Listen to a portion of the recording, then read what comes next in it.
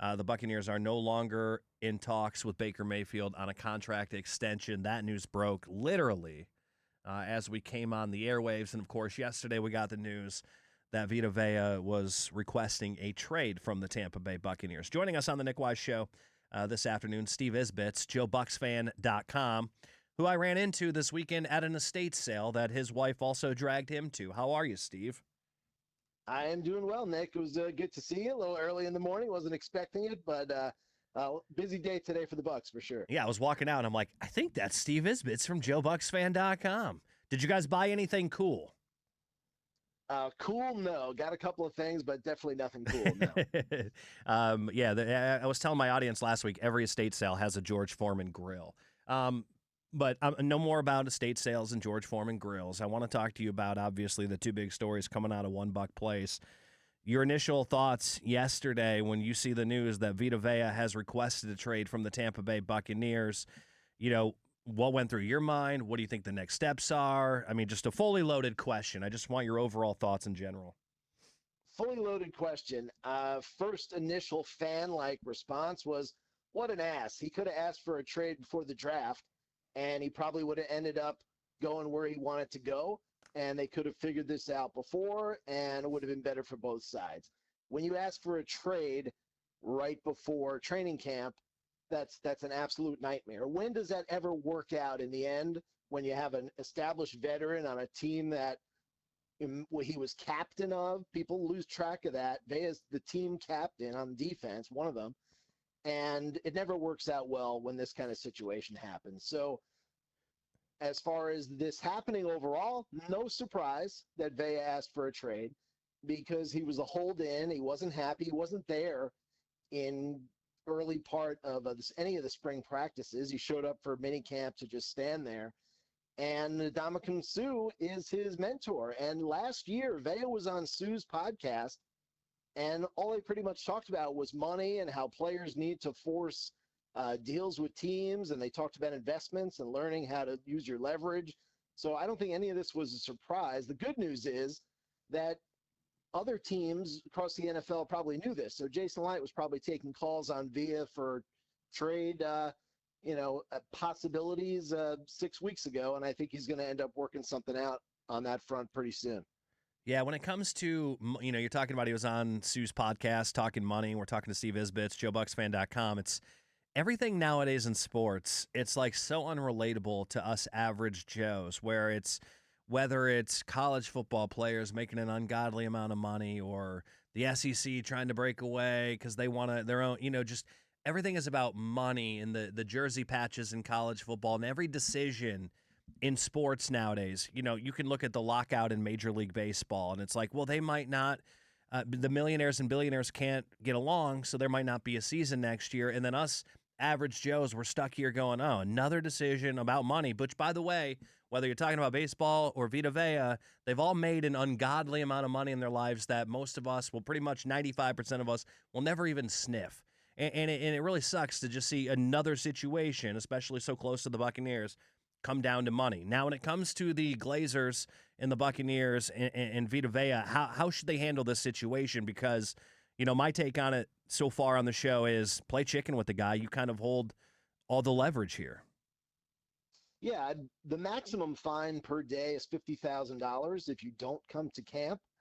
Now, if they want to possibly play nice and try to work something out with them, they can let him show up and not fine him. But I don't think that sets any kind of good precedent, especially as it relates to this culture that they're so proud of. You talk to people at One Buck Place, they're in love with the culture, the Todd Bowles culture, everything else. I don't think that includes Vita Vea, your team captain, asking for a trade and then coddling him saying, well, it'll be okay. He signed the 4-year contract for $72 million. He's due $18 million this year. He doesn't like it. That's fine.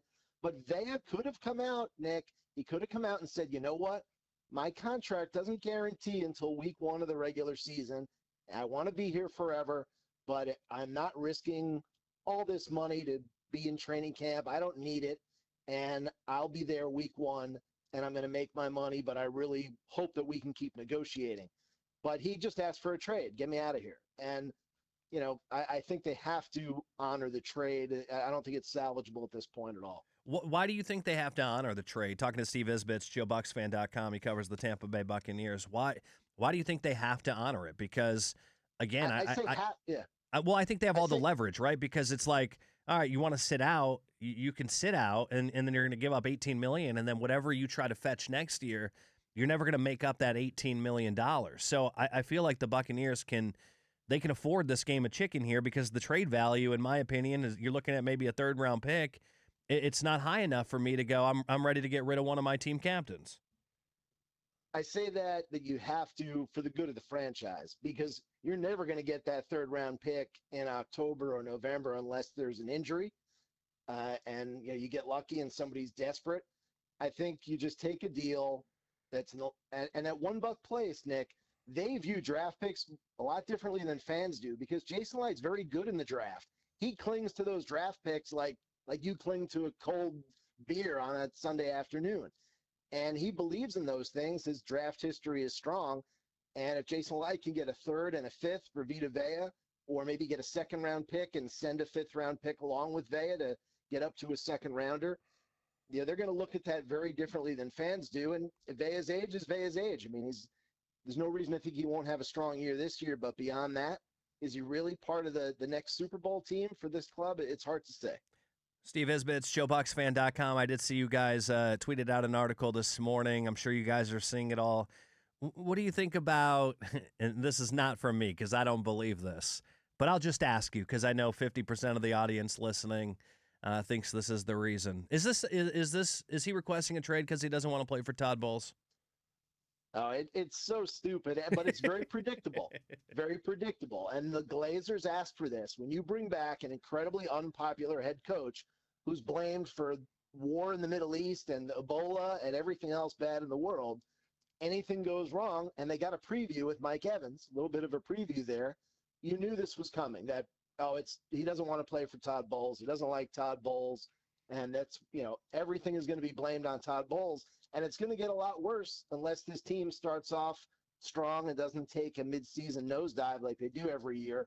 It will be Bowles on fire. And so I hope this is serves as a good test for the Bucs media relations department and the team in general, that they learn, it's more volatile against Bowles out there than they probably imagine.